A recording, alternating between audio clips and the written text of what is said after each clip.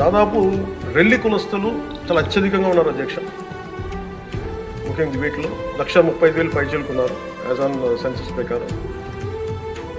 వారికి ప్రత్యేకించి కొన్ని జిల్లాల్లోనే కాన్సన్ట్రేట్ అయి ఉన్నారు వాళ్ళు.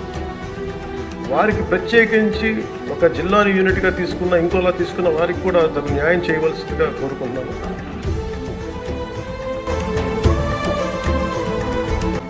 రిలీజ్ అనే మాట కన్నా దానికన్నా తక్కువగా బాకీ వ్యక్తులు రా, వీళ్ళు తక్కువ జాతి వాళ్ళు రా, మనం వేరే వ్యక్తులం